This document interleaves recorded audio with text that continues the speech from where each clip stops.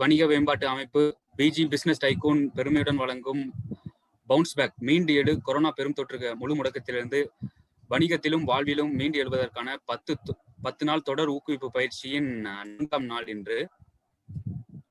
முதல் 3 நாள் மிக சிறப்பாக நடந்தது. குறிப்பாக பயிற்சியாளர்கள் மற்றும் பங்கேற்ற அனைவருக்கும் நன்றி. நீங்கள் இல்லையேல் இது சாத்தியமில்லை. இன்று முடிவும் இடையூறும் முயற்சியாங்கெய்தும் படுபயனும் பார்த்து செயல் எனும் குரலுக்கேற்ப கெட் செட் கோ என்ற தலைப்பில் நமது இளம் பேச்சாளர் நிஷாந்த் மற்றும் பவர் ஸ்பீக்கராக குமரவேல் ஐயா அவர்களையும் பேச உள்ளனர். உங்களைப் போலவே நானும் மிக ஆவலாக உள்ளேன். அதே போல் நமது BG5 சாதனையாளர்கள் மற்றும் 5 வணிக தொழிலதிபர்களையும் அறிமுகம் செய்ய உள்ளோம். நமது வேட்டுவ கவுண்டர் சமுதாயம் இது மாதிரி திறமைகளை கண்டெடுத்து கடந்த நவம்பர் 2020 ஆரம்பித்து இன்று வரை 615 பதிவுகளை செய்துள்ளது. உறுப்பினர்கள் உள்ளனர். நமது விஜி பிசினஸ் டைகூன்ஸோட வேல்யூஸ் பார்த்தீங்கன்னா 4. முதல் இன்டிகிரிட்டி நேர்மை, 2வது ரெஸ்பெக்ட் மரியாதை, 3வது ப்ரொஃபஷனலிசம் நிபுணத்துவம், 4வது லாஸ்டிங் ரிலேஷன்ஷிப் நீடித்த உறவு. இந்த 4 பில்லர்ஸ்லையும் குறிக்கோளா கொண்டு நம்ம இந்த அமைப்பை நடத்தி வரோம். நம்ம 16/11/2020 துவங்கி 12 இணையவழி கூட்டம் 400+ பார்ட்டிசிபென்ட்ஸ் நடத்தியிருக்கோம். 2 டைகூன் இன்சைட் 90 பங்கேற்பாளர்களை வச்சு ஜனவரி மாதம் 2 முகாம் நடத்தியிருக்கோம். 2 திறன் மேம்பாட்டு பயிற்சி வகுப்பு இணையவழியில் MS Excel என்ற தலைப்பில் நடத்தியிருக்கோம். ஏரியா மிட் கோபிச்செட்டிப்பாளையத்தில் நடத்தியிருக்கோம். இன்ஹவுஸ் ட்ரைனிங் 3 இன்ஹவுஸ் ட்ரைனிங் உள்கட்டமைப்பு பயிற்சி நடத்தியிருக்கோம். 30க்கும் மேற்பட்ட தனிப்பட்ட வணிக ஆலோசனைகள் பர்சனல் கவுன்சிலிங்.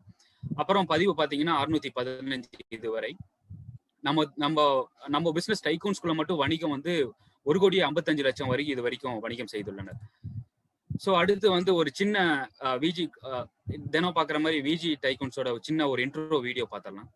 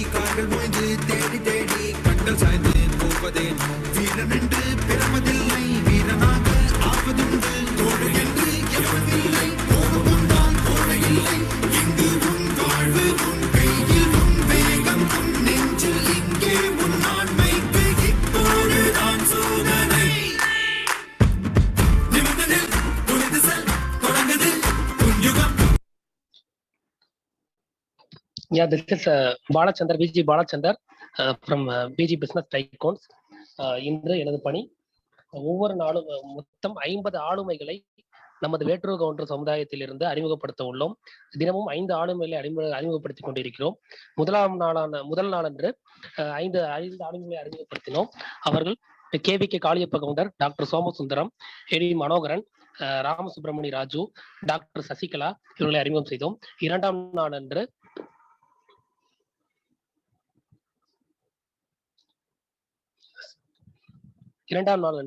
திரு பரமசிவம் IAS அவர்கள், வெள்ளியங்கிரி அவர்கள், மோகன் குமாரவேல் அவர்கள், ப்ரொஃபசர் செந்தில் அவர்கள், விஸ்வநாதன் அவர்களை உங்கள் முன் அறிமுகம் செய்தோம். மூன்றாம் நாளான நேற்று நாம் அறிமுகம் செய்த ஆளுமைகள் துரைசாமி கவுண்டர் அவர்கள், INA கவுண்டர் அவர்கள், சத்தியமூர்த்தி அவர்கள், சக்திவேல் நாகப்பன் அவர்கள், பூபதி ராஜா அவர்கள் இவர்களை அறிமுகம் செய்தோம். நான்காம் நாளான இன்று நாம் அறிமுகம் செய்யவிருக்கும் ஆளுமைகளை தொடர்ந்து பார்ப்போம். முதலாவதாக நாம் அறிமுகம் செய்யவிருக்கும் ஆளுமை சமூக நீதி போராளி, இனமான தந்தை, தெய்வ திரு மந்திர கவுண்டர் ஐயா அவர்கள். இவர் 17/10/1922 ஈரோடு மாவட்டம் பட்டயகாளிபாளையம் என்னும் ஊரில் பிறந்த இவர் மின்ன வேட்டோர் குலத்தைச் சேர்ந்தவர். எளிமையும் நேர்மையும் கொண்டு நமது சமுதாய நலத்திற்காகவும் சமூக நீதிக்காகவும் பெருமளவு போராடியுள்ளார். இவர் ஈரோடு மாவட்டம் நகராட்சி சானிட்டரி இன்ஸ்பெக்டர் பதவியினை ஆற்றி வந்தார். இவருக்கு 5 மகள்களும் 1 மகனும் இருந்தனர். இதில் 2 மகள்கள் பட்டதாரி ஆசிரியராக பணியாற்றி வந்தனர். இவரது மகன் தெய்வ திரு ராஜா அவர்கள் வழக்கறிஞராக பணிபுரிந்து மறைந்தவர். ஐயா அவர்கள் கடந்த 10/2/2013 இயற்கை எய்தினார். ஐயாரது மறைவிற்கு டாக்டர் ராமதாஸ் அவர்கள் தனது மக்கள் தொலைக்காட்சியில் பிரேக்கிங் நியூஸ் அறிவித்து, சமூக நீதி போராட்டத்தில் என்னுடன் இணைந்து போராடிய என்னுடைய நண்பருக்கு எனது இரங்கலை தெரிவித்துக் கொள்கிறேன் என்று அறிக்கையை அறிவித்தார். ஐயா அவர்களை நினைவு கூறுவதில் VG பிசினஸ் டைகூன்ஸ் பெருமை கொள்கிறது. அடுத்ததாக நாம் அறிமுகம் பெண்மணி திருமதி T ஜெயலட்சுமி அவர்கள். பட்டங்கள் ஆளுவதும் சட்டங்கள் செய்வதும் பாருங்கள் பெண்கள் படைக்க வந்தோம் என்ற கருத்திற்கிணங்க திருமதி T ஜெயலட்சுமி அவர்கள் founder and chairperson of Shri Amman கல்வி அறக்கட்டளைகள். இவர் கரூர் மாவட்டத்தில் பிறந்தவர்.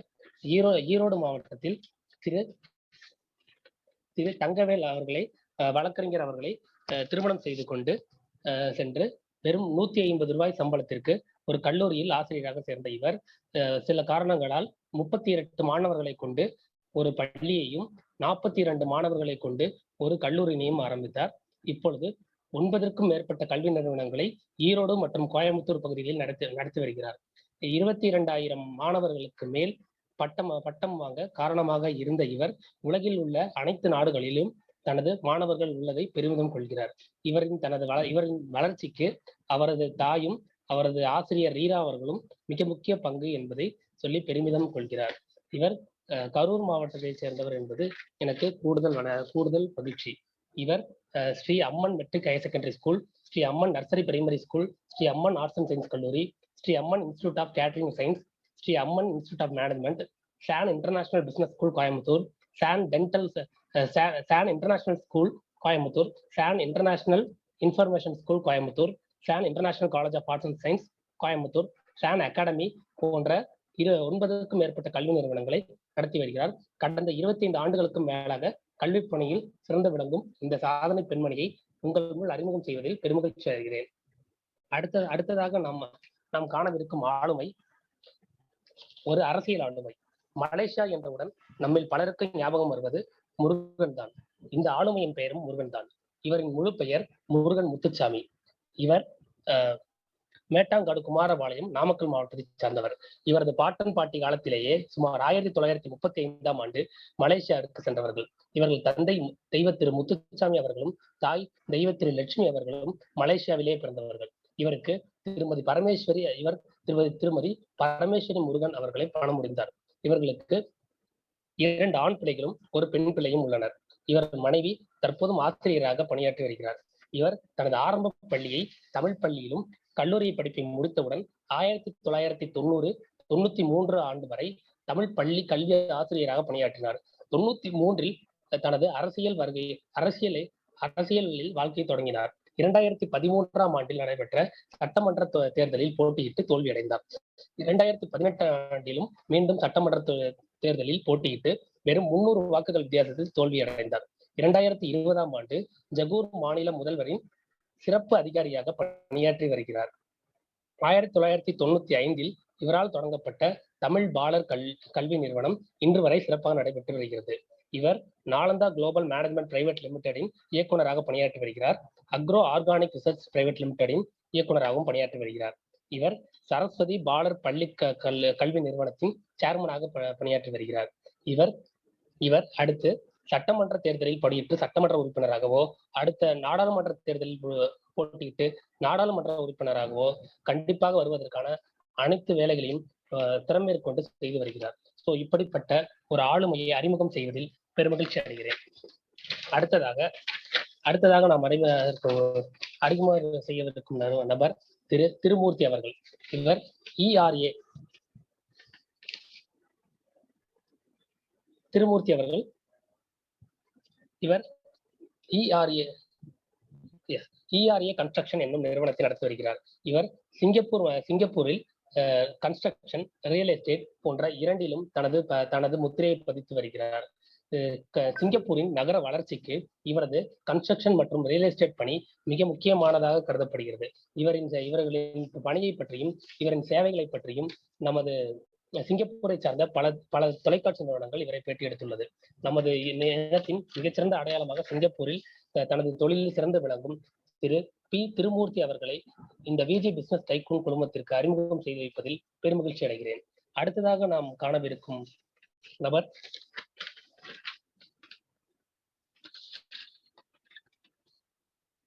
சங்கரமூர்த்தி அவர்கள். கள்ளிப்பட்டி கிராமத்தை பூர்வீகமாக கொண்ட இவர் கோவையில் GST டெப்யூட்டி கமிஷனராக பணியாற்றி வருகிறார். அது மட்டும் இல்லாமல் சேல்ஸ் ட்ராக் அடிஷனல் ரெப்ரசன்டேட்டிவாகவும் பணியாற்றி வருகிறார்.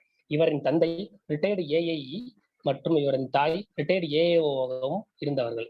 2007 மற்றும் 2009 ஆண்டுகளில் இவர் EEE டிபார்ட்மெண்டில் லெக்சரராக KSRCT என்னும் கல்லூரியில் பணியாற்றினார். இவரது மனைவியும் ஃபேஷன் டெக்னாலஜி துறையின் லெக்சரராக பணியாற்றி தற்பொழுது இல்லத்தரசியாக பணியாற்றி வருகிறார்.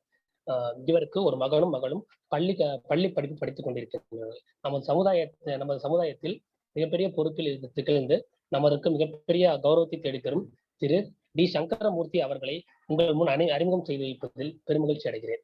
நன்றி. This is PG Dr. K. Saravanan, PhD, Shivani Collections. Life is like a dream.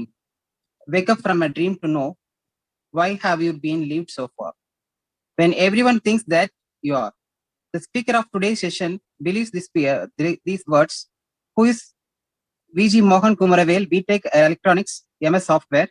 He was born and brought up in his native village, Marahipalayam, which is situated near Punjai Puliyambatti. Though he was born in a village, now he can travel and work for international companies. He did his BSc Physics under Bhadai University and his BTech Electronics under Anna University. He did his post-graduation in MS Software Systems in Birla Institute of Technology and Science, Bilani. He is a voracious leader and a research writer. To his credit, he has published few articles. He has more than 16 years of experience in the field of software. He started his career as a graduate engineering trainee in Patek Computer Limited. Then he moved to BBL Telecoms as a senior engineer.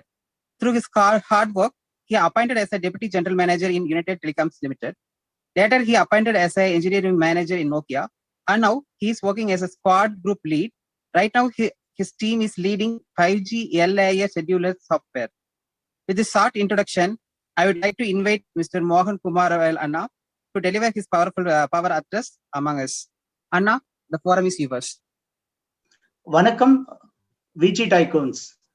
பரமேஸ்வரனும் Ramesh அவரும் எனக்கு ரொம்ப வருஷமா 2005ல இருந்து, and of course lot of people எல்லாருமே எனக்கு தெரிஞ்சவங்க தான். சாந்தகுமார் யார் நேம் தெரியாது, mister doctor Vivekanandan, almost most of the people I'm familiar.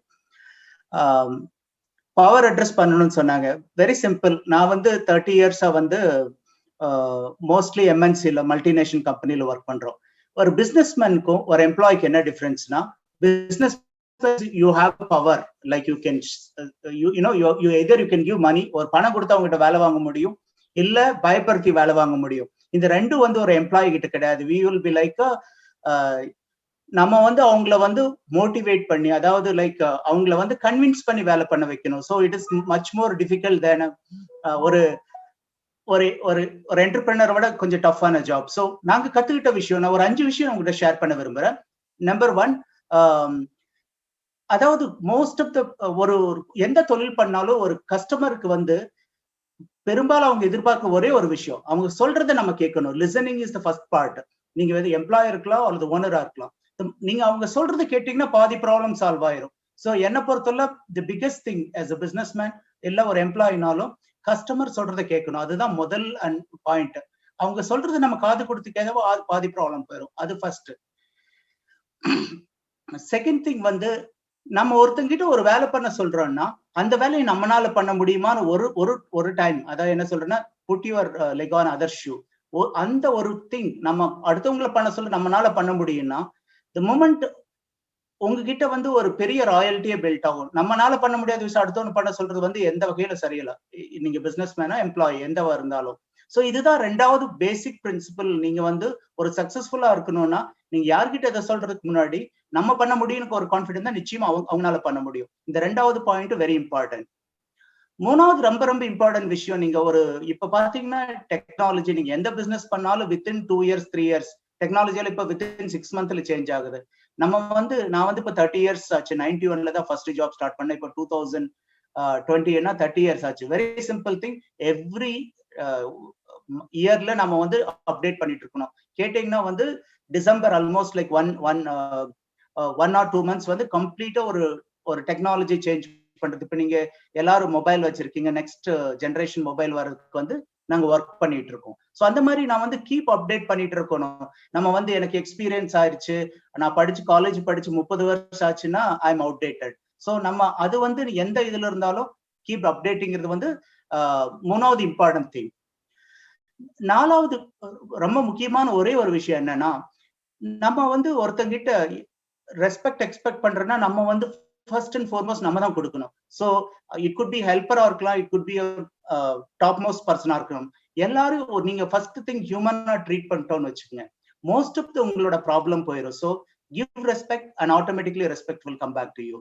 So இதுதான் மெயின் பிரின்சிபலா நான் எதிர்பார்க்கிறேன். The last and foremost thing, உங்களோட ரெப்புடேஷன் இருக்கணும்னா நீங்க எப்பவுமே வந்து முடிஞ்ச அளவுக்கு உங்க ஹார்ட்ல இருந்து பேசணும். ஓகே, இப்போ ஒரு விஷயம் வந்து இன்னைக்கு நம்ம டெலிவரி பண்ண முடியாதுன்னா, இன்ஃபேக்ட் ஒரு இம்பார்ட்டன்ட் ஆஸ்பெக்ட் என்னன்னா, குட் நியூஸை வந்து டிலே பண்ணலாம், பேட் நியூஸ் வந்து சீக்கிரம் சொல்லணும். உங்களோட எஸ்கலேஷன், அதாவது உங்களை கஸ்டமரா இருக்கட்டும், சப்போஸ் நீங்க ஒரு வெண்டருக்கு ஒரு ப்ராடக்ட் இந்த டேட்ல டெலிவரி பண்றேன்னு சொன்னா உங்களால அந்த டேட் பண்ண முடியும்னா நோ ப்ராப்ளம். ஒருவேளை டிலே ஆகுதுன்னா நீங்க முதல்ல கூப்பிட்டு சொல்லலாம், ஏன்னா இந்த டேட்ல வராது, கொஞ்சம் டிலே ஆகலாம். சோ அந்த ரெப்புடேஷன் நம்ம பண்ணிட்டோம்னா, அதாவது பேட் நியூஸை வந்து நம்மளால கன்வே பண்ண முடியும்னா கான்பிடென்ட்டா, I think we are the leader, we are entrepreneur. So இந்த 5 பாயிண்ட் தான் உங்களுக்கு வந்து நான் ஒரு ஷேர் பண்ணணும்னு நினைச்சேன் 10 minutesல. I think it will be very nice to share these points. வாழ்த்துக்கள். உண்மையில எனக்கு வந்து எப்பவுமே ஒரு பொறாமை, ஒரு என்டர்பிரனரா இருக்கிறதுங்கிறது வந்து மோஸ்ட் சேலஞ்சிங், மோஸ்ட் டிஃபிகல்ட். சொல்ல போனா நாங்க பயந்துட்டு தான் ஒரு எம்ப்ளாயா இருக்கும்னு நினைக்கிறேன். சோ என்னை பொறுத்தல all the entrepreneurs are much more than anybody else. என்னை பொறுத்தல மிகச்சிறந்த பணி, எஸ்பெஷலி வாலை பரமேஸ்வரனுக்கும் ரமேஷுக்கும் இந்த விஜி டைகூன்ஸ் வந்து ஃப்ரம் ஸ்கிராச் இந்த அளவுக்கு பில்ட் பண்ணதுக்கு வாழ்த்துக்கள். Over to Saravanan. About you give 5 things about listening, how we practice, and then we have to preach, and how we have to update in these situations. Everything is useful to us. Thank you. Now the session is over to Vetri. அன்பார்ந்த வேடுகோண சமுதாய சொந்தங்கள் அனைவருக்கும் Tirumala studio Tiruchengode வெற்றி விகாஸின் இனிய மாலை வணக்கங்கள். நம் சமுதாயத்தில் பிறந்து இன்று தாங்கள் செய்யும் தொழிலில் வெற்றி கொடி கட்டி கொண்டிருக்கும் 5 தொழிலதிபர்களை உங்களிடத்தில் விஜி டைகூன் சார்பாக அறிமுகம் செய்வதில் மிகவும் பெருமை அடைகிறேன். முதலாவதாக இலங்கை வேட்டுவர் குளத்தில் பிறந்து ஈரோடு மாவட்டம் கருக்கம்பாளையத்தில் ஏறக்குறைய 65 ஆண்டுகளுக்கும் மேலாக 916 கேடிஎம் தரத்திலான தங்க நகைகள் மற்றும் வெள்ளி நகைகளை விற்பனை செய்யும் MS ஜுவல்லர்ஸ் என்னும் நகைக்கடையை ஈரோடு மாநகரில் சிறப்பாக தரமான வாடிக்கையாளர் சேவை மற்றும் வாடிக்கையாளர் நன்மதிப்பை பெற்று விற்பனை செய்து கொண்டிருக்கும் திரு பாலச்சந்தர் மாமா அவர்களை இங்கு அறிமுகம் செய்வதில் கொள்கிறது. இரண்டாவதாக, நம்பியூர் சங்கம்பாளையத்தில் பூர்வ வேடூர் குலத்தில் பிறந்து 8 ஆண்டுகளாக கோபி மற்றும் அதன் சுற்று வட்டார மக்களின் கனவு இல்லங்களின் கட்டுமான பொருட்களை விற்பனை செய்யும் தொழிலில் மக்களின் நன்மதிப்பை பெற்று வரும் Sai and co hardware and interior நிறுவனத்தின் நிறுவனர் அண்ணன் திரு கௌதம் பிடெக் அவர்களை இங்கு அறிமுகம் செய்தல் விஜி டைகோன்ஸ் பெருமிதம் கொள்கிறது. இன்று திரு கௌதம் அண்ணன் அவர்கள் சீலிங் டைல்ஸ் ஐ சீனாவில் இருந்து இறக்குமதி செய்து தனது சொந்த பிராண்டான சாய் சீலிங் டைல்ஸ் என்னும் பெயரில் தமிழகம் முழுவதும் விற்பனை செய்து வருகிறார். 60 நபர்களுக்கு மேல் வேலை வாய்ப்பினை கொடுத்து இன்று 2000க்கும் மேலான வாடிக்கையாளர் நன்மதிப்பை பெற்று சிறப்பான ஒரு சேவையை செய்து வருகிறார். அவர்களை இங்கு அறிமுகம் செய்வதில் விஜி டைகோன்ஸ் பெருமிதம் கொள்கிறது. மூன்றாவதாக, புளியம்பட்டி சண்முகபுரத்தில் பதர வேட்டூர் குளத்தில் பிறந்து மொசைக் தயாரிக்கும் தொழிற்சாலையில் தனது ஆரம்ப காலத்தை தொடங்கி இன்று கோயம்புத்தூர் மற்றும் அதன் சுற்றுவட்டார பகுதிகளான பீலமேடு, சூலூர், சரவணம்பட்டி, தொண்டாமுத்தூரில் எண்ணற்ற கட்டிடங்களை கான்ட்ராக்ட் மற்றும் கன்ஸ்ட்ரக்ஷன் பேசிஸில் பாலா பில்டர்ஸ் என்னும் பெயரில் கட்டி கொடுத்து இன்று ஏறக்குறைய 12 வருடங்களாக சிவில் இன்ஜினியரிங் துறையில் 130க்கும் மேல் கட்டுமான ப்ராஜெக்ட்களை சிறப்பான முறையில் கட்டிக் கொடுத்து வருடத்திற்கு 5 கோடிக்கு மேல் வருமானம் ஈட்டிக் கொண்டிருக்கும் திரு ஆர்.பி. தங்கவேல் மாமா அவர்களை இங்கு அறிமுகம் செய்வதில் விஜி டைகோன்ஸ் பெருமிதம் கொள்கிறது. நான்காவதாக, அவினாசி மற்றும் மேட்டுப்பாளையத்தில் சிறப்பாக ஆட்டோமேட்டட் கேட், தானியங்கு முறையில் இயங்கும் கேட் மற்றும் படிக்கட்டுகள், வீட்டிற்கு தேவையான ஜன்னல் போன்றவற்றினை சிறப்பான மற்றும் லேத்தர் செய்து கொடுத்து வரும் திரு கோபால் மாமா அவர்கள் 10க்கும் மேற்பட்ட இளைஞர்களுக்கு வேலை வாய்ப்பினையும் வழங்கி இன்று சிறப்பான முறையில் அவினாசி மற்றும் மேட்டுப்பாளையத்தில் இன்ஜினியரிங் வேலையை செய்து வரும் திரு கோபால் மாமா அவர்களை இங்கு அறிமுகம் செய்வதில் மிகவும் பெருமை அடைகிறோம். ஐந்தாவதாக, 2011 முதல் தன்னம்பிக்கை மற்றும் விடாமுயற்சியோடு இன்று வரை குறைந்தது 250க்கும் மேற்பட்ட மகளிருக்கு தையர் தொழில் கற்றுக் கொடுத்து மற்றும் தையர் தொழிலையும் கவனித்து வரும் சாதனை மகளிராக வலம் வரும் ஈரோடு பள்ளியூத்தை சேர்ந்த திருமதி விமலா தேவி அவர்களை இங்கு அறிமுகம் செய்வதில் விஜி டைகோன்ஸ் பெருமிதம் கொள்கிறது. நன்றிகள். Over to Saravanan brother. Thank you, Vitri. To be inspired is great, but to be an inspiration is a honor. இது போன்று நம்மிடையே இருக்கும் ஒரு நபரை அறிமுகம் செய்ததில் பெருமகிழ்வு அடைகிறேன். புளியம்பட்டி அருகே உள்ள புங்கம்பள்ளி கிராமத்தை சார்ந்த திரு எஸ் தர்மராஜன் மற்றும் திருமதி டி சம்பூர்ணம் அவர்களின் மூத்த மகனுமான திரு டி நிஷாந்த் எம்பிஏ அவர்கள் எண்ணற்ற திறமைகளை தன்னகத்தை கொண்டுள்ளார். தனது பள்ளி படிப்புகளை சாரதா மெட்ரிக் மேல்நிலை பள்ளியிலும் குமாரசாமி கவுண்டர் மெட்ரிக் மேல்நிலை பள்ளியிலும் பயின்றவர். தனது இளங்கலை கணினி அறிவியலை கோவை அரசு கலை கல்லூரியில் பயின்றவர். மேலும் தனது முதுநிலை வணிக மேலாண்மை படிப்பை பாரதியார் பல்கலைக்கழகத்தில் பயின்று சிறந்த மாணவராக 2020 வெளிவந்தவர். இவர் சிறுவயது முதலே இந்திய இராணுவத்தின்பால் ஆர்வம் கொண்டவர். கல்லூரி பருவத்தில் தேசிய மாணவர் படை NCCயில் சேர்ந்து அதில் C சர்டிபிகேட் பெற்றவர். மேலும் உயரிய பதவியான கேடட் சீனியர் அண்டர் ஆபீசராக வலம் வந்தவர். இது போன்று JCI அமைப்புகளில் சேர்ந்து தொண்டாற்றியுள்ளார். மேலும் JCI நடத்திய எஃபெக்டிவ் பப்ளிக் ஸ்பீக்கிங் மற்றும் சேர்மன்ஷிப் பார்லிமெண்டேரியன் ப்ரொசீஜர் ட்ரைனிங்கில் பயிற்சி முடித்து சான்றிதழ் பெற்றிருக்கிறார். மேலும் JCI நடத்திய கட்டுரை போட்டியில் பங்கேற்று முதல் பரிசு வென்றுள்ளார். தற்போது கோவை பகுதியில் உள்ள பள்ளிகளில் ஏர் ரைபிள் வகுப்புகளை எடுத்து வருகிறார் என்பதும் குறிப்பிடத்தக்கது. மேலும் இவர் 2017 ஆண்டு தமிழகத்தின் சிறந்த NCC மாணவர்களாக தேர்ந்தெடுக்கப்பட்டு டெல்லியில் நடைபெற்ற குடியரசு தின அணிவகுப்பில் கலந்து கொண்டார். மேலும் அங்கு நடந்த அணிவகுப்பில் சிறந்த ரேலி ஸ்குவாட் என்ற விருதினை பிரதமர் மற்றும் முப்படை தளபதிகளிலிருந்து பெற்றார் என்பது குறிப்பிடத்தக்கது. மேலும் இவர் ST டில்லுக்கான முதல் பரிசையும் பெற்றார். 2016 ஆண்டு குஜராத்தில் நடந்த ALC கேம்பில் கலந்து கொண்டு சிறந்த கேடட் என்பதற்கான 2ஆம் பரிசினை பெற்றுள்ளார். இவர் கோகோ, உயரம் தாண்டுதல், யோகா போன்றவற்றில் தேசிய மற்றும் மாநில அளவில் பங்கு கொண்டு பல பரிசுகளை பெற்றுள்ளார். தற்போது இவர் Nishanth sports garments, Neutrino organic store மற்றும் நியூட்ரினோ காஃபி பார் ஆகியவற்றை திருப்பூரில் நடத்தி வருகிறார். இத்தகைய சிறப்புமிக்க பயிற்சியாளரை கோ கெட் செட் கோ என்ற தலைப்பில் உரை நிகழ்த்த அழைக்கிறது நம் விஜி பிசினஸ் டைகூன். நம்ம இன்னைக்கு பார்க்க போற டாபிக் பாத்தீங்கன்னா கெட் செட் கோங்க. கெட் செட் கோ அப்படின்னு சொன்னோன்னே எல்லாத்துக்கும் ஓட்டப்பந்தய ஞாபகம் வந்திருக்கும். On you mark get set go. அங்க மட்டும் தான் இந்த விஷயத்த கேள்விப்பட்டிருப்பீங்க. நம்ம ட்ராக்ல மட்டும் இல்லைங்க, வாழ்க்கையில இதே தான் நம்ம அப்ளை பண்ண போறோம். நம்மளுக்கு எல்லாமே செட் ஆயிருச்சு அப்படின்னா நம்ம வாழ்க்கையில எதுக்காகவே வெயிட் பண்ண மாட்டோம். நம்ம போய் சாதிக்க வேண்டிய விஷயங்கள் நிறைய இருக்கு, ஈஸியா சாதிச்சிருவோம். ஆனா எங்க சாதிக்கணும், எப்படி சாதிக்கணும், யார் கூட இருந்தா சாதிக்க முடியும் அப்படிங்கறது தெரியாம தான் நம்ம பல பேரு பல கேள்விகளுக்கு விடை இல்லாம உட்கார்ந்து இருக்கிறோம். சோ நம்ம எல்லாருமே வேட்டுவ கவுண்டர் அப்படிங்கறதுல ஒரு தனி பெருமிதம் இருக்குங்க. ஏன்னு கேட்டீங்கன்னா நம்ம எல்லாருமே வேடர்கள். நம்ம ஜீன்லயே போராட்ட குணம் அப்படிங்கிறது இருக்குதுங்க. எப்போ எப்படினாலும் பாத்தீங்கன்னா துல்லியமான இலக்க நம்ம வென்றா மட்டுமே தான் நம்மளுக்கு உணவு அப்படிங்கிறது நம்மளுக்கு கிடைக்குங்க. அதனாலயே நம்ம போராட்ட குணம் அப்படிங்கிறது நம்மளுக்கு பிறவிலேயே ஜீன்லயே இருக்குதுங்க.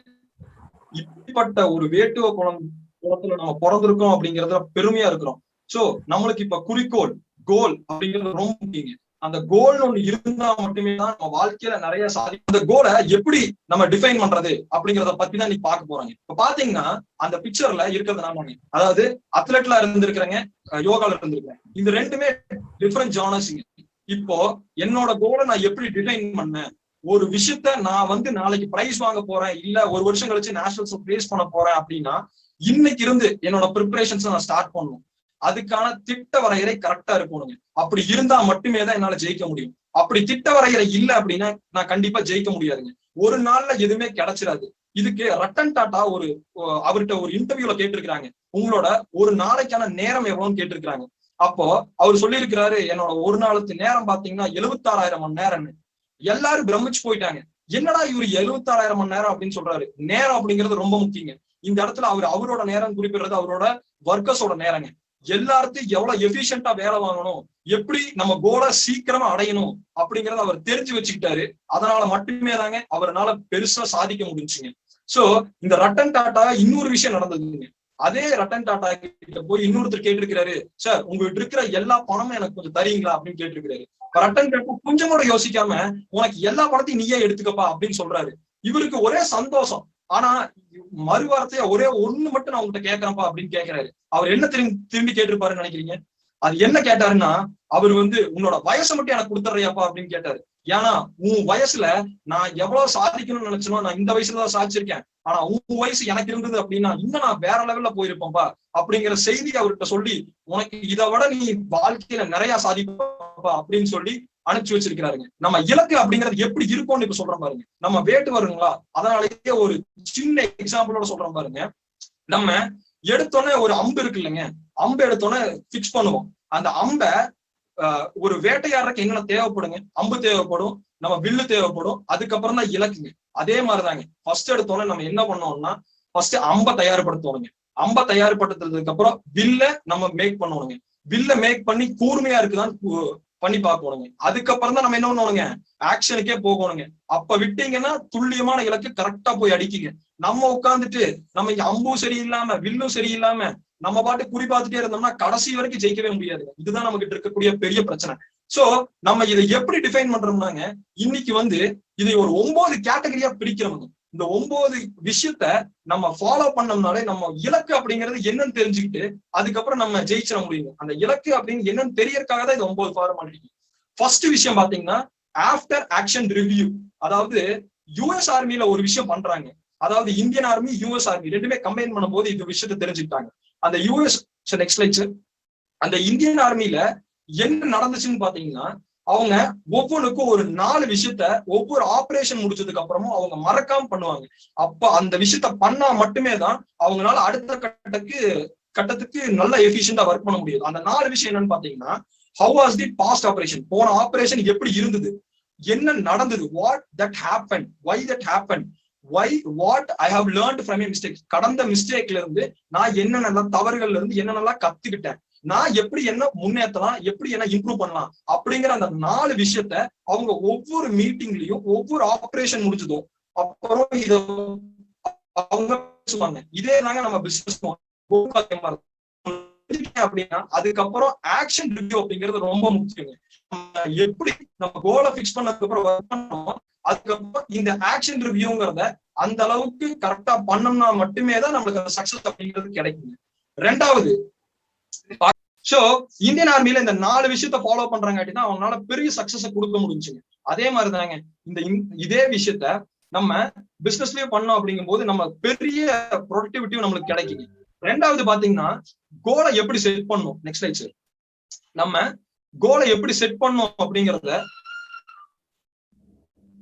Purposeful கோலான்னு first பாக்கணுங்க.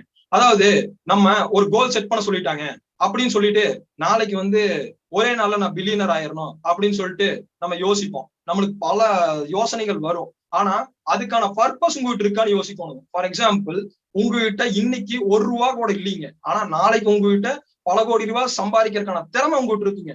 ஆனா அதுக்கான கரெக்டான நோக்கம் உங்ககிட்ட இருக்குதா அப்படிங்கறத ரொம்ப முக்கியங்க. நான் இப்போ இந்த உசேன் போல்ட்ட ஒரு சின்ன ரோல் மாடலா எடுத்திருக்கிறேங்க. ஏன்னு கேட்டீங்கன்னா அவரோட பர்பஸ் அப்படிங்கிறது, அவருக்கு இந்த ஓட்டம் அப்படிங்கிறது எப்படி ஆரம்பிச்சதுன்னு கேட்டீங்கன்னா, ஒருவேளை சாப்பாட்டுக்காக ஓட ஆரம்பிச்சு மனுஷங்க. அவரோட மதிய உணவுக்காக ஓட ஆரம்பிச்சாரு. எப்படின்னா, ஒரு நாள் அவர் ஸ்கூலுக்கு போறாருங்க. அவரோட உணவை வீட்லயே வச்சுட்டு வந்துட்டாங்க. சோ வீட்லயே வச்சுட்டு வந்தங்காட்டி அவர் போய் அவங்க பிடி சார் கிட்ட கேட்கிறாரு. பிடி சார் கிட்ட கேட்கும்போது, சார் இது மாதிரி எனக்கு ஃபுட் இல்ல சார் அப்படின்னு சொல்றாரு. அவர் பிடி சார் என்ன சொல்றாருன்னா, சரிங்க உனக்கு நான் ஃபுட்டு தர்றேன்பா, ஆனா நாங்க உனக்கும் இன்னொருத்தனுக்கும் ஒரு ஓட்டப்பந்தயம் வைப்போம். அந்த ஓட்டப்பந்தயத்துல யாரு ஃபர்ஸ்ட் வர்றீங்களோ, ஃபர்ஸ்ட் வந்தீங்கன்னா உனக்கு இந்த உணவை தந்துடுறேன்னு சொல்லுவாரு. சோ அவர் அந்த பர்பஸ், அந்த இடத்துல அவருக்கு அந்த உணவு வேணும், அதுக்காக ஓட ஆரம்பிச்சாரு. அப்படி ஓடி ஆரம்பிச்ச ஒரு மனிதர் தன்னோட பர்பஸ் இது மட்டும் இல்ல, இதை தாண்டி நிறைய விஷயம் இருக்கு அப்படின்னு ஃபியூச்சர்ல தெரிஞ்சுக்கிட்டு இதே திறமைய அவரு ட்ராக்ல காமிச்சாரு. அதுக்கு உறுதுணையா இருந்தவர் தான் அவரோட பிடி சார். சோ இங்க என்ன பண்ணாரோ அதே விஷயத்தான் அவர் அங்க போய் பண்றாரு. எண்ணற்ற சாதனைகளை படைக்கிறாரு. ஒலிம்பிக்ஸ், வேர்ல்டு சாம்பியன்ஷிப்ஸ் எல்லாத்துலயும் கோல்டு மெடல் வாங்குறாருங்க. ஆனா அவருக்கு எல்லா இடத்துலயுமே சக்சஸ் அப்படிங்கிறது ஈஸியாவே கிடைச்சிடலீங்க. எல்லா இடத்துலயும் ஃபெயிலியர்ஸ் அப்படிங்கிறது வருது. அப்போ அவரோட கோச் கிட்ட போய் அவர் கேட்கிறாரு, சார் இது மாதிரி நான் ரொம்ப கஷ்டப்பட்டு எல்லாமே பண்றேன் சார், ஆனா என்னால ஜெயிக்க முடியல சார். 2003 வேர்ல்டு சாம்பியன்ஷிப்ல ரொம்ப தோல்வி அடைஞ்சிடறாருங்க. ரொம்ப மன விருத்தி ஆயிடுறாரு. ஆனா இவருக்கு எல்லா திறமையும் இருந்திருக்கு. அப்ப அவர் கோச் சொன்ன ஒரே வார்த்தை தாங்க அவரை இந்த அளவுக்கு கொண்டு வந்திருக்காரு. அந்த வார்த்தை என்னன்னு தெரிஞ்சுக்க நீங்களும் ஆர்வமா இருக்கீங்கன்னு எனக்கும் தெரியுது. அது என்னன்னு கேட்டீங்கன்னா, அவர் கோச் யோசிச்சுட்டு ஜெயிக்கணும் அப்படின்னு மட்டுமே சொல்றாருங்க. அதாவது இப்போ உசேன் போல்ட்டுக்கு பார்த்து கிளியர் ஆயிடுச்சுங்க. ஜெயிக்கணும் அப்படிங்கிற அந்த ஒரு வார்த்தையை மட்டும் அவர் எடுத்துக்கிட்டாரு. அதாவது நான் ஜெயிக்கணும் அப்படின்னா என்னை சுத்தி நடக்கிற எந்த விஷயத்தையும் நான் கான்சென்ட்ரேட் பண்ணக்கூடாது. என்னோட பாதையை நான் வகுக்கணும். என்னோட பாதையை நான் என் கோலை பிக்ஸ் பண்ணிடுவேன். என் கோலை பிக்ஸ் பண்றதுக்கான எல்லா திட்டத்தையும் நான் வகுத்து அந்த அப்படின்னு அவர் குறிக்கோளோட பயணிச்சுங்க. அவருக்கு வெற்றி கிடைச்சிட்டே ஆன்கோயிங் ப்ராசஸ். அதாவது ஒரு விஷயம் நினைச்சுக்கங்க, நம்ம கோல் எப்படின்னா ஒரு குறிப்பிட்ட ப்ராசஸோடு இருக்கும். நம்ம நாளைக்காவோ நாளானிக்கோ அடையிறது எல்லாமே ஒரு கோலே கிடையாதுங்க. அது செக் பை செக்மெண்டா ஒரு சின்ன சின்ன விஷயத்த தொகுத்தோம்னா தான் பெரிய விஷயம் கிடைக்குங்க. அதனாலயேதான் it should be an ongoing process அப்படின்னு சொல்றாங்க. அதுக்கப்புறம் அந்த பர்பஸ், அந்த விஷயம் கிடைச்சது அப்படின்னா நீங்க அதை வச்சு என்ன பண்ணுவ அப்படிங்கறத நீங்க இமேஜின் பண்ணி பார்க்கத்தாங்க அந்த கோல் உங்களுக்கு எவ்வளவு இம்பார்ட்டன்ட் அப்படிங்கிறது உங்களுக்கு தெரிய வருங்க. ஃபார் எக்ஸாம்பிள், இப்போ நான் ஒலிம்பிக்ஸ்ல மெடல் பிளேஸ் பண்ணுவேன் அவர் நினைச்சிட்டாரு அப்படின்னா சுத்தி இருக்க எல்லாரும் அவரை கிளாப் பண்ணுவாங்க. ஹோல் கண்ட்ரி அவரை பார்ப்போம். அவருக்கு இருக்கக்கூடிய அவர் ஒரு மிக சிறிய என்டர்டைனரா இருக்கும்னு நினைச்சாருங்க. அவர் என்டர்டைன் பண்றதே அவர் பர்பஸ்ஃபுல்லா வச்சிருந்தாரு. அதனால அவருக்கு வெற்றி அப்படிங்கிறது ஈஸியா கிடைச்சிட்டு வந்ததுங்க. அடுத்தபடியா பாத்தீங்கன்னா, ஒரு கோல் எடுத்துட்டீங்கன்னா ஸ்பெசிபிக்கா இருக்கணுங்க. இதை ஏன் இப்ப பாத்தீங்கன்னா ஏன் அவ்வளவு ஸ்பெசிபிக்கா இருக்கணும்னு சொல்றேன் பாத்தீங்கன்னா, இப்ப ஏர் ரைஃபிள்ல பாத்தீங்கன்னா புல்சை அப்படின்னு ஒண்ணு இருக்குங்க. அதாவது நடுவுல நீங்க ஃபயர் பண்ணணும். எந்த இடத்துல இருந்து ஃபயர் பண்றீங்களோ எக்ஸாக்டா புல் சைல படணும் அப்படின்னு நினைச்சிட்டு நீங்க ஃபயர் பண்ணீங்கன்னா மட்டுமே தான் உங்களால புல் சைல ஃபயர் பண்ண முடியும். நீங்க பாட்டுக்கு கவன சிதறல் வேற ஒரு பக்கம் வச்சுட்டு நீங்க அங்க ஃபயர் பண்ணீங்கன்னா உங்களால ஸ்பெசிபிக்கா ஃபயர் பண்ண முடியாது. உங்க கோல் எந்த அளவுக்கு ஸ்பெசிபிக்கா இருக்கணுங்கிறதுக்கு ஒரு சின்ன எக்ஸாம்பிள் சொல்றேங்க.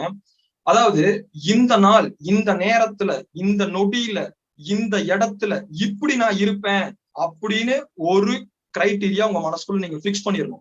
அப்படி பிக்ஸ் பண்ணிட்டு நீங்க ஒர்க் பண்ணும் போது மட்டுமே தான் உங்களுக்கு கோல் அப்படிங்கிறது கிடைக்குங்க. ஒரு எக்ஸாம்பிளுக்கு சொல்றேங்க, நிஷாந்த் நீ எப்பப்பா ஒலிம்பிக்ஸ்ல பிளேஸ் பண்ணுவேன் அப்படின்னு யாராவது என்ன கேட்டாங்கன்னா, 2024 ரியோ டி ஜெனீரோலயோ இல்ல எந்த நாட்டிலயோ நடக்குதோ அந்த ஊர்ல அந்த இடத்துல அந்த நொடியில நான் இந்த மெடலை வாங்கியிருப்பேன் அப்படின்னு சொல்ற அளவுக்கு உங்களோட கோல் ஸ்பெசிபிக்கா இருக்கணும். இப்போ லெஃப்ட் சைட்ல ஒருத்தர் இருக்காரு பாருங்க, இவர் பேர் தாங்க ஜஸ்டின் கேட்லின்.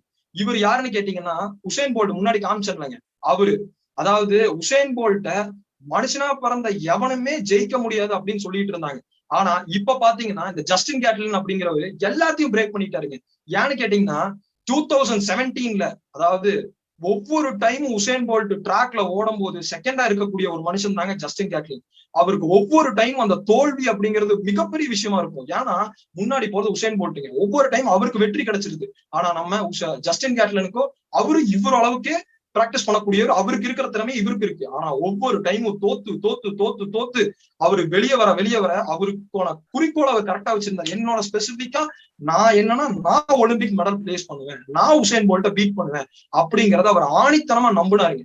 அந்த நம்பின ஒரே விளைவாக தான் 2017 உசேன் போல்ட்ட அவர் வின் பண்ணாருங்க. வின் பண்ண உடனே அவர் பண்ண ஜெஸ்டர் என்ன தெரியுங்களா, போய் மண்டிட்டு உசேன் போல்ட்ட வணங்கினாரு. அது காரணம் என்ன தெரியுங்களா, அவரோட கோல்ல அவ்வளவு ப்ரிசைஸா இருந்த ஒரே ரீசன்னாலதான் அவரு ஜஸ்டின் கேட்லினால அதை சாதிக்க முடிஞ்சுதுங்க.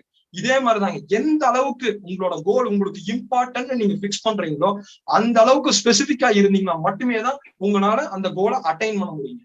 அடுத்த கான்செப்ட் பாத்தீங்கன்னா அதாவது who, what, when, where, why, how இப்படிங்கிற கொஸ்டின்ஸ்க்கெல்லாம் நீங்க கேட்டுக்கோங்க. எப்போ, எங்க, எப்படி, யாருக்காக, எதனால இப்படிங்கிற கொஸ்டின் எல்லாம் கேட்கதான் உங்களோட கோல் அப்படிங்கிறது கரெக்டா டிஃபைன் ஆகுங்க. இந்த கொஸ்டினுக்கெல்லாம் ஆன்சர் சொல்வதன் மூலமா உங்களுக்கு ஒரு கோல் செட் ஆகும். அதுதான் உங்களோட கோலுங்க. மத்ததெல்லாம் கோல் கிடையாது. அதெல்லாம் just a dream or else it's your wish. We just wanted a goal. Next பாத்தீங்கன்னா அதாவது ஒரு கோல் அப்படிங்கிறது எப்படி இருக்கும்னு பாத்தீங்கன்னா சேலஞ்சிங்கா இருக்கும்ங்க. அட் சேம் டைம் அது ஒரு அச்சீவபிள் கோலா இருக்கும்ங்க. நான் முன்னாடியே சொன்ன மாதிரி தாங்க, நான் அடுத்த நாளே மில்லியனர் ஆயிருவேன் இல்ல நாளைக்கே கோடீஸ்வரன் ஆயிருவேன் அப்படின்னா இது நடக்குங்களா? நடக்கவே நடக்காது. காரணம் என்ன தெரியுங்களா, உங்ககிட்ட அதுக்கான திட்ட வரையறை இருக்குதா, அதுக்காக நீ என்ன எஃபோர்ட்ஸ் போட்ட, அதுக்காக என்னென்ன கிரவுண்ட் ஒர்க் பண்ணிருக்கிற அப்படிங்கிற கொஸ்டின்ஸ். அதாவது நீங்க ஐஏஎஸ் ஆகி நான் டாக்டர் ஆனதுக்கு அப்புறம் நான் ஐஏஎஸ் ஆகி சர்வ் பண்ணுவேன் அப்படின்னு அது முடியுங்களா? முடிக்கவே முடியாது. அதனால இதெல்லாம் அன்கெட்டபிள் கோல்ஸுங்க. அந்த மாதிரி உங்களோட கோல் இருக்கவே கூடாதுங்க. அதாவது ஒரு பிளானே இல்லாம நீங்க கோல் எடுக்க கூடாதுங்க. உங்களுக்கான இப்ப நீங்க ஃபர்ஸ்ட் ஸ்டாண்டர்ட்ல இருந்து ஸ்டாண்டர்ட் வரைக்கும் படிச்சு ஒரு கரெக்டான பொசிஷனுக்கு போறீங்க, அதுக்கு மேல ஒரு அட்டைன் பண்றீங்க அப்படிங்கிற மாதிரி ஒரு திட்ட வரையறையோட போகும்போது உங்களுக்கு கோல் அப்படிங்கிறது ஈஸியா கிடைக்குது. கடைசியா பாருங்க, small goal is a crime அப்படின்னு எழுதியிருக்காங்க. கிரைம் அப்படின்னு ஒரு குற்றம் ஏன் மென்ஷன் பண்றேன்னா, ஸ்மால் கோல் அதாவது நம்ம எல்லாம் சாதிக்க பிறந்தவங்க எல்லாரும் சின்ன சின்ன கோல் எடுத்துட்டு நம்ம கம்ஃபர்ட் ஜோனுக்குள்ளே உட்கார்ந்து இருக்கிறது நல்லது கிடையாது. நம்ம we should come out of our comfort zone. நம்ம எல்லாத்தையுமே பெருசா யோசிக்கணுங்க, பெருசா சாதிக்கணும். பெருசா சாதிச்சோம்னா மட்டுமே தான் நம்ம வாழ்க்கையில பெரிய இடத்துக்கு போக முடியும். அதனாலயேதான் ஸ்மால் கோல் என்னைக்குமே வைக்காதீங்க. நம்ம என்னைக்குமே பெருசா வைங்க. வச்சீங்கன்னா மட்டுமே தான் உங்களுக்கு கோல் அப்படிங்கிறது அட்டைன் அடுத்தது. அதாவது கோல்ஸ் எல்லாத்தையுமே நீங்க பிரேக் டவுன் பண்ணணும். Next slide sir. நாளைக்கே அப்படி அது கிடைக்கணும் அப்படின்னா கம்மியான கோல்ஸை நீங்க என்ன பண்ணணும்னா ஒவ்வொரு கோல்ஸையும் நீங்க கட் பண்ணிக்கோணுங்க. கட் பண்ணிட்டு ஒர்க் பண்றதன் மூலமா கோல்ஸை சின்னதா மினிமைஸ் பண்ணிடுற மூலமா அது அட்டைனபிளா இருக்குங்க, ஈஸியா கெட்டபிளா இருக்குங்க. அப்படி ஒர்க் பண்ற ஒரே ரீசன்னால மட்டுமே தான் நம்மளால சாதிக்க முடியும். இதுக்கு ஒரு பெஸ்ட் எக்ஸாம்பிள் பாத்தீங்கன்னா, அதாவது நம்ம continuous improvement over a period of டைம்னு சொல்லுவாங்க. ஒரு நாள் ஒரு யூனிவர்சிட்டிலீங்க ஒரு மல்டிநேஷனல் கம்பெனி ஒண்ணு இருக்குதுங்க. அவங்க ஒரு சர்வே எடுக்க போறாங்க. அப்போ என்ன நடக்குதுன்னா, ஒரு ஐடி கம்பெனில 9வது மாடியில ஒரு சர்டன் பீப்புள் ஒர்க் பண்றாங்க, 12வது மாடியில ஒரு சர்டன் பீப்புள் ஒர்க் பண்றாங்க. இவங்க 9வது மாடி பீப்புளுக்கு என்ன பண்றாங்கன்னா அவங்களோட இன்ஜினியர் அதாவது எக்ஸசைஸ்க்கு உண்டான எல்லா பெனிஃபிட்ஸை பத்தியும் சொல்லி தராங்க. அவங்களுக்கு எல்லா எக்யூப்மெண்ட்ஸும் வாங்கி தராங்க, ஜிம் ஃப்ரீ மெம்பர்ஷிப்பும் தராங்க, அவங்க எல்லாத்தையும் எக்ஸசைஸ் பண்ண சொல்றாங்க. இந்த 9வது செட் ஆஃப் பீப்புள் என்ன பண்றாங்கன்னா அதை பண்றாங்க. ஒரு 10 நாள் பண்றாங்க, 12 நாள் பண்றாங்க. அதுக்கப்புறம் என்ன பண்றாங்கன்னு பாத்தீங்கன்னா அவ்வளோக்கா பண்ணல.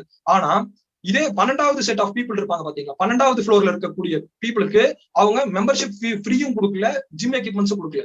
அவங்களோட ஹெல்த் கான்சியஸ்க்கு என்ன சொன்னாங்கன்னா, நீங்க 11வது மாடி வரைக்கும் நடந்து வந்துட்டு 12வது மாடியை மட்டும் நீங்க 11வது மாடி வரைக்கும் நீங்க லிஃப்ட்ல வந்துட்டு 12வது மாடி மட்டும் நடந்து போங்கன்னு ஒரே டாஸ்க் தான் கொடுத்தாங்க. இப்போ இவங்களோட டாஸ்க் ரொம்ப ஈஸியா போயிருச்சுங்களா. சோ இதையவே அவங்க ரெகுலரா பண்ண ஈஸியான டாஸ்க ரெகுலரா பண்றாங்க continuous over period of time. இந்த 9வது மாடியில் இருக்கக்கூடிய பீப்புளை விட செட் ஆஃப் பீப்புளை விட 12வது மாடியில் இருக்கக்கூடிய பீப்புள் வந்து ரொம்ப ஸ்ட்ராங்காவும் ஹெல்த்தியாவும் இருந்தாங்க. அதுதாங்க சொல்றேன். சோ நம்ம இதே மாதிரி கண்டினியூஸ் இம்ப்ரூவ்மெண்ட் பண்றதுனால நம்மளுக்கு ஈஸியா கெட்டன் ஆகுதுங்க. இதுதான் இந்த கைசன் மெத்தடுங்கிறது. அதாவது கைசன் மெத்தட்ல இன்னொரு விஷயம் பெரிய பிரச்சனை என்னன்னாங்க, அதாவது அமிக்டலா அப்படின்னு சொல்லி உங்களோட மூளைக்கு கீழே ஒரு விஷயம் இருக்குதுங்க. அந்த அமிக்டலா என்ன பண்ணும்னா, நீங்க இந்த மாதிரி கண்டினியூஸா ஒர்க் பண்ணிட்டு இருக்கும் போது over period of time work பண்ணிட்டு இருக்கு உங்களை டிஸ்ட்ராக்ட் பண்ணுங்க. ஃபார் எக்ஸாம்பிள் நம்மளுக்கு நிறைய டிஸ்ட்ராக்ஷன்ஸ் வருவாங்க. டக்குன்னு என்ன பண்ணுவோம்னா ஃபேஸ்புக் எடுப்போம், இல்லைன்னா வாட்ஸ்அப் எடுப்போம், இல்லைன்னா யூடியூப் பார்ப்போம். சோ இந்த மாதிரி டிஸ்ட்ராக்ஷன்ஸ் எல்லாத்தையும் யாரும் உங்களை டிஸ்டர்ப் பண்ணுவாங்க. அப்போ இதெல்லாம் நம்மளுக்கு சாத்தியமே இல்லப்பா, நம்ம பேசாம நம்ம வேலையை பார்த்துட்டு போலாம் அப்படின்னு சொல்லிட்டு நீங்க டிஸ்ட்ராக்ட் ஆகி வெளியே போயிருவீங்க. சோ நம்ம என்ன பண்றோம்னாங்க, இந்த கண்டினியூஸ் இம்ப்ரூவ்மெண்ட் சின்ன சின்ன கோல்ஸ் கொடுக்கறதன் மூலமா அந்த அமிக்டலாக்கே தெரியாம நம்ம ப்ரோக்ரஸ கண்டினியூ பண்றாங்க. கண்டினியூ ஓவர் பீரியட் ஆஃப் டைம்ல அமிக்டலாவை மறக்கடிச்சு அதை நம்ம ஜெயிச்சு நம்ம வேற விஷயம் அட்டைன் பண்ணிடுறோம். அதாவது இன்னொரு பெரிய விஷயம் என்ன தெரியுங்களா, டொயோட்டா கம்பெனி வேர்ல்டு வாருக்கு அப்புறம் ஒரு பெரிய கிரைசிஸா ஃபேஸ் பண்ணாங்க. கம்பெனிஸ்ல இருக்கக்கூடிய எம்ப்ளாயிஸ் நிறைய பேர் இறந்துட்டாங்க. Lot and lot of losses வந்துட்டே இருந்ததுங்க. அப்போ எட்வர்ட் அப்படிங்கிற ஒரு டாக்டர் வந்து வராருங்க.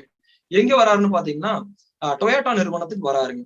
வந்துட்டு டொயோட்டா ஓனரை பார்த்து பேசுறாங்க, நம்ம கம்பெனியை பழையபடி கொண்டு வரணும். அப்போ அவங்க யூஸ் பண்ண இந்த கைசன் மெத்தட் ரொம்ப யூஸ்ஃபுல்லா இருந்ததுங்க. அவங்க என்ன தெரியுங்களா பண்ணாங்க, ஒண்ணுமே இல்லைங்க, ஆஸ்க் கொஸ்டின்ஸ்.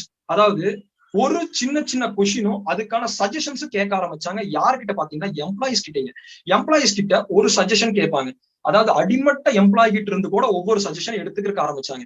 அந்த சஜஷன் எடுத்துக்கிறதன் மூலமா அவங்க கம்பெனிக்கு நிறைய டேர்ன் ஓவர் வந்துச்சுங்க. அப்போ டேர்ன் ஓவர் வர வர அவங்களுக்கு ரிவார்ட் கொடுக்க ஆரம்பிச்சாங்க. நீ ஒரு சஜஷன் சொல்றிய, சின்ன சஜஷன் தான்ப்பா, உனக்கு ரிவார்ட் இருக்குது, உனக்கு ஒரு பிரைஸ், இந்த பரிசு தொகை அப்படின்னு கொடுத்துட்றாங்க. இன்னொரு சஜஷன் சொல்றியா, உனக்கு ஒண்ணு அப்படின்னு சொல்லி கண்டினியூஸா கொடுத்துட்டே இருக்கிறாங்க. இவங்களுக்கும் பெரிய தொகையை, இப்போ ஃபார் எக்ஸாம்பிள் லாட்டரி சீட் மாதிரி இந்த ஒரு எக்ஸ்ட்ராடினரி ஐடியா எவங்க கொடுக்குறீங்களோ அவங்களுக்கு இந்த பிரைஸ் சொல்லி அவங்க டைம் வேஸ்ட் பண்ணீங்க. ஒவ்வொருத்தவங்களுக்கும் ஒவ்வொரு எம்ப்ளாயியும் ரெகக்னைஸ் பண்ணாங்க. ஒவ்வொரு எம்ப்ளாயி ரெகக்னைஸ் பண்றது மூலமா அவன், அதாவது எம்ப்ளாய்க்கும் தன்னோட பெனிஃபிட் கிடைச்சிருச்சு, அட் த சேம் டைம் கம்பெனிக்கும் டேர்ன் ஓவர் கிடைச்சிருச்சுங்க. ஓவர் பீரியட் ஆஃப் டைம் பாத்தீங்கன்னா அவங்க நினைச்சு பார்க்க முடியாத வளர்ச்சி அடைஞ்சாங்க. இப்போ டொயோட்டா அப்படின்னாலே ஒரு பெரிய நிறுவனமா இருக்குதுங்க. அதுக்கு காரணம் பாத்தீங்கன்னா அவங்க கண்டினியூஸ் இம்ப்ரூவ்மெண்ட்டுங்க ஓவர் பீரியட் ஆஃப் டைம். அது இன்னொரு விஷயம் என்னன்னு பாத்தீங்கன்னா அவங்க எம்ப்ளாயிஸை ரெகக்னைஸ் பண்ணதுங்க.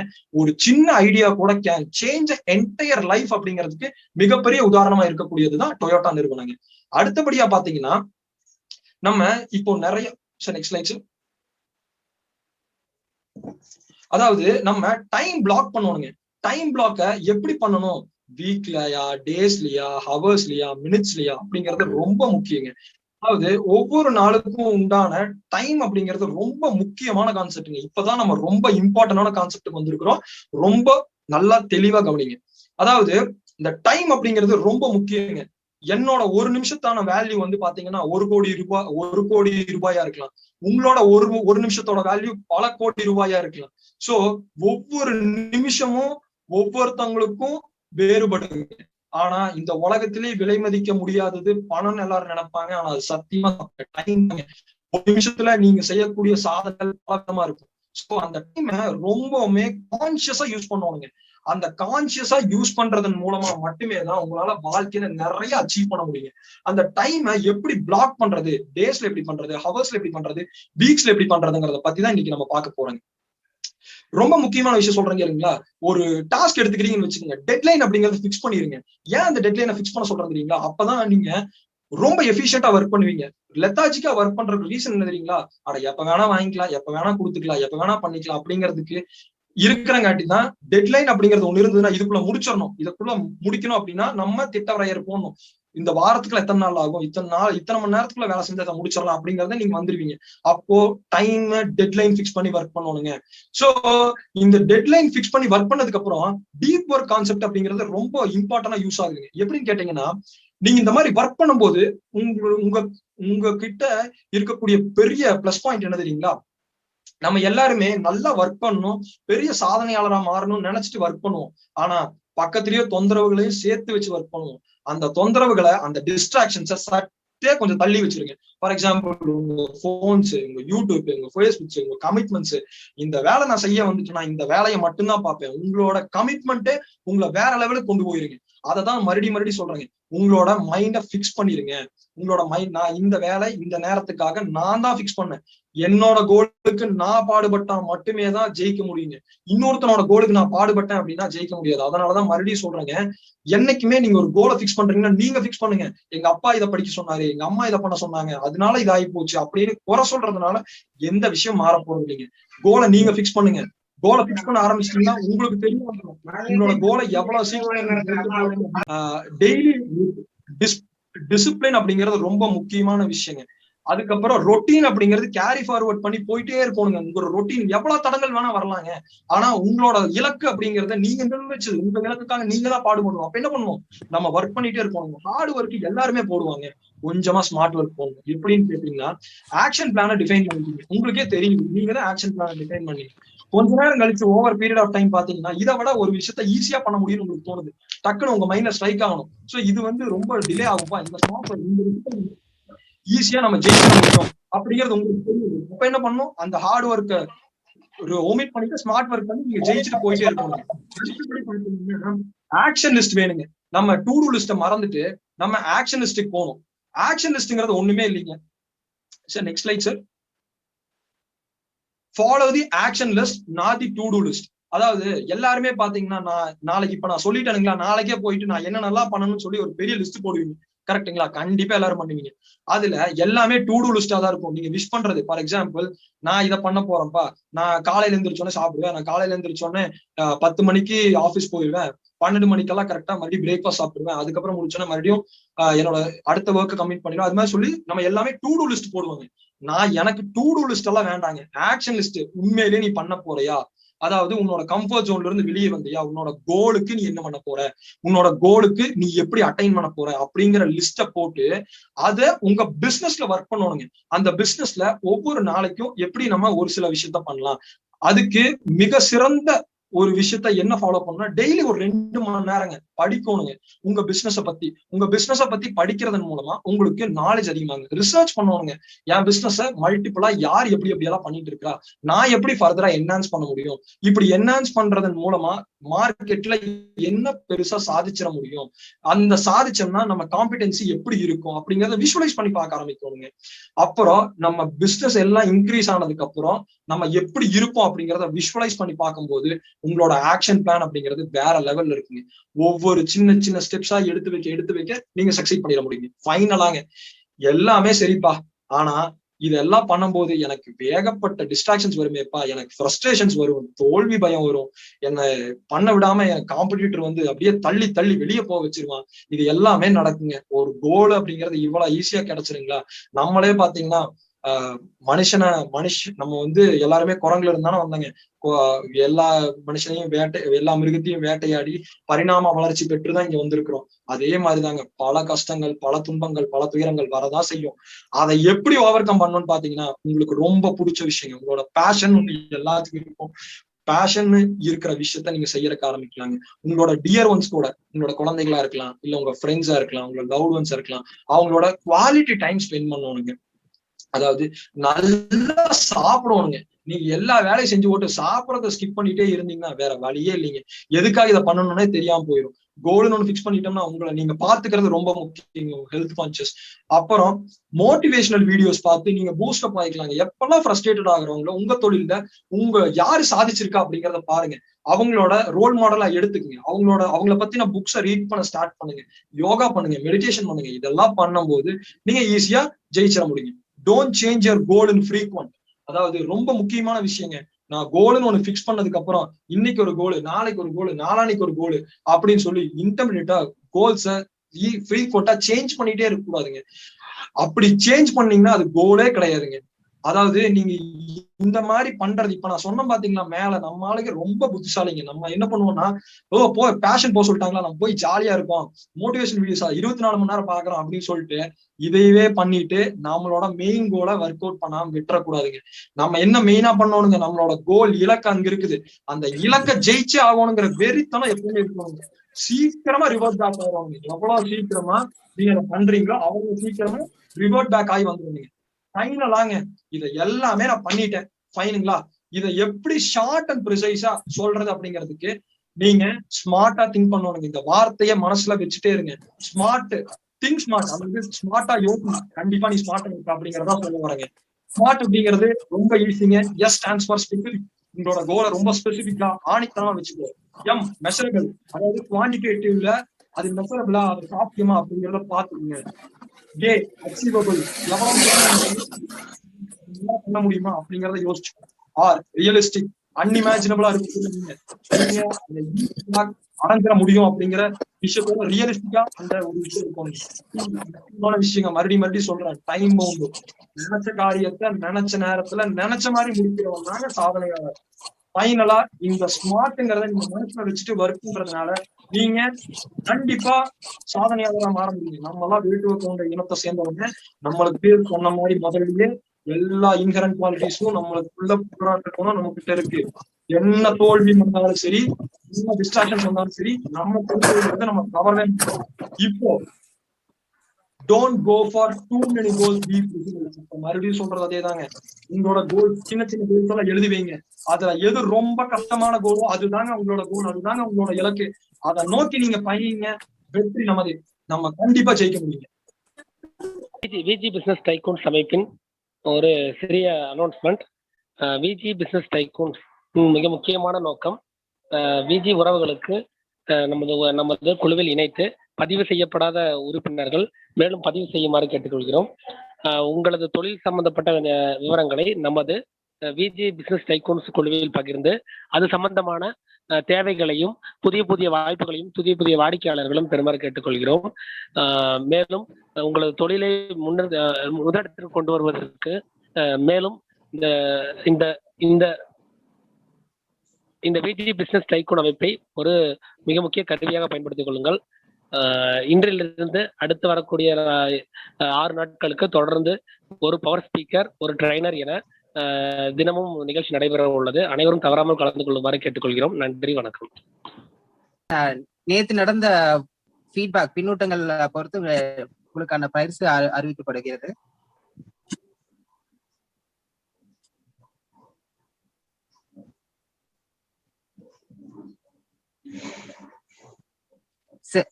செல்வ Thilagavathi, Pugazh organics Chennai, Ramasamy Venus engineering Coimbatore, Saravanan Nathan Vanavil chemicals Erode, Thangamani Dharmaraj rainbow nighties Perundurai, Saravanan Saral motors Gobi, Dhayanidhi V finance Hosur, Shanmugam agriculture Puliyampatti, Janaki Shri Ganga medicals Tiruppur, Narendran Shri Amman electricals Puliyampatti. உங்களுக்கான ஸ்பான்சர்ஸ் பாத்தீங்கன்னா விஜி சந்திரமோகன் 64 கரூர் சந்திரமோகன் வந்து உங்களுக்கான பரிசுகள் கொடுக்கிறாருங்க. நன்றி.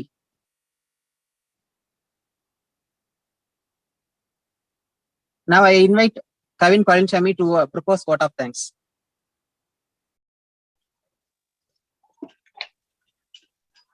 எனதரமை வேட்டுவ சொந்தங்கள் அனைவருக்கும் மாலை வணக்கத்தை தெரிவித்துக் கொள்வது கவின் பழனிசாமி, வர்ணமேஸ்வரி டெக்ஸ்டைல்ஸில் இருந்து.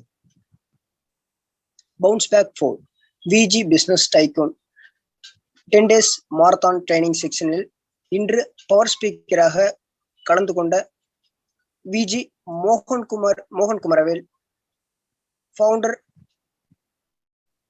Unity Tycoon, trainer Viji T Nithish, Viji Tycoon trainer, get set go எனும் தலைப்பில் நேர்காணலில் கலந்து கொண்ட அனைத்து உறவுகளுக்கும் திரு டாக்டர் வாலை பரமேஸ்வரன் மற்றும் டாக்டர் KV ரமேஷ் மற்றும் VG பிசினஸ் டைகூன்ஸ் குழுவின் சார்பாக மனமார்ந்த நன்றிகளை தெரிவித்துக் கொள்கிறேன். மேலும் நாளை 18/5/2021 அன்று மார்க்கெட்டிங் என்னும் தலைப்பில் நடைபெற இருக்கும் நேர்காணலில் அனைவரும் மறவாமல் கலந்து கொள்ளுமாறு அன்புடன் கேட்டுக்கொள்கிறேன். மறவாமல் ஃபீட்பேக் ஃபார்மை முழுவதுமாக பூர்த்தி செய்யுமாறு அனைவரையும் வேண்டி விரும்பி கேட்டுக்கொள்கிறேன். இன்றைய நேர்காணலில் கலந்து கொண்ட எனதருமை சொந்தங்கள் அனைவருக்கும் மீண்டும் நன்றிகளை தெரிவித்துக் கொள்கிறேன். நன்றி, வணக்கம். நன்றி அனைவருக்கும். Thank you sir. Thank you everyone. நன்றி அனைவருக்கும் நன்றி சார். நன்றிகள் அனைவருக்கும் நன்றி.